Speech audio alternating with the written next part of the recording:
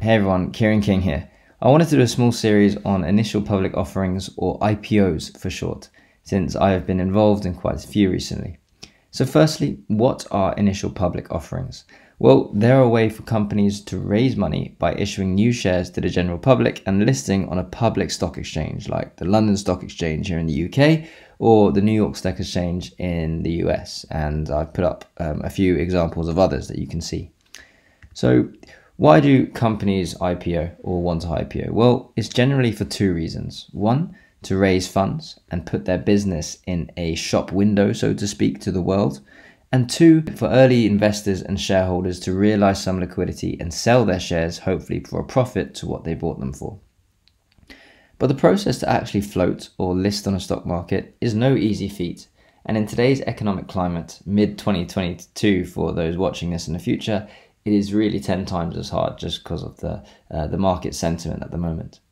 It takes a lot of teamwork and there are a lot of costs involved. And today I'm going to go through a few of the key individuals and players in the process and what their role is and what they do. Before I begin, if you're new to my channel and want to learn more about finance, the economy, investing and so on, please hit that subscribe button. To those already subscribed, welcome back and I hope you enjoy this one. Okay. So the first entity involved is obviously the company itself. The company is owned by various shareholders. Now, in order to IPO, the company needs to be in a state of maturity and financially healthy. From my personal experience, the company needs to allocate roles and responsibility very wisely for an IPO to be successful. An IPO takes up a lot of time and it can very easily distract from the main running of the business. That's why it's really important to have two teams, one involved solely for the running of the company and the other involved in preparing everything for the IPO. For example, in one recent one I worked with, we had the CEO remain working on growing the business and taking care of that side of things, and it was his CFO and chairman that were focusing on the IPO side of things and only bringing in the CEO when he was needed for certain investor presentations and so on. It's really important to separate roles here. Moving on, we have the investment bank, which is appointed to essentially run and guide the IPO's main activities. The two main functions we had on this last one was broking, effectively raising the money from investors, and something called a nominated advisor or nomad, who works with the selected stock exchange and guides the process. In this case, where we had the nomad and the brokers are part of the same company, there needs to be a Chinese wall between them, so to avoid a market manipulation and insider trading and so on. If people are interested, I can do another video on Chinese walls and go further into that. We then have a set of, dare I say, expensive legal and tax advisors. You normally have two sets, one for the company and one for the investment bank or nomad. They review the admission documents, they do legal due diligence, they do the corporate restructuring to turn the company into a PLC, they check all the information is verified and essentially just make sure the company is clean and ready to float.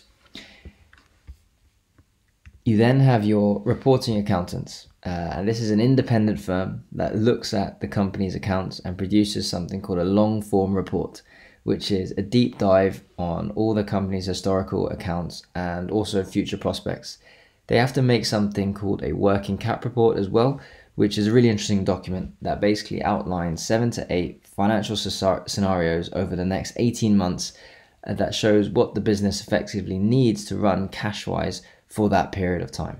And this has an impact on how much money the company then needs to raise, their target on an IPO, because they need that working capital to operate for the next 18 months. Another party you need is the company secretary or registrar. Now these guys are the administrative side of holding the shares digitally and issuing them. Not particularly exciting, but very crucial. Moving on, we have the public relations and investor team. Now, this is where the fun starts with the actual marketing of the IPO to investors and shareholders. They look at things like what press releases go out, and importantly, when they go out. You don't want to release all your good stories at once, and you may want to retain some for after the IPO to maintain interest and basically maintain that stock price. They advise on how your website looks, what it shows. They get you into TV spots, any newspaper advertising, and so on. So they help with the indirect marketing of the IPO as well to attract new investors in this way. You can think of it as the brokers are going to direct to investors, where the the public relation advisors go indirect. Which leads us to the final piece of the puzzle, the actual investors who make the IPO happen by putting the required money in. There is something called a roadshow, where a whole team goes out for a week or two just prior to the IPO, meets with several investors, does presentation after presentation in an attempt to raise the required funds. And although this 1 or 2 week period is the formal stage, many informal talks happen beforehand with investors to gather interest and an investor appetite. A lead investor may also be brought in to the process that sets the IPO price, alongside with the company and the investment bank who work on that, on getting that price right. So there you have it, and I hope you can see the variety of roles that need to be brought together in a team to make the IPO work.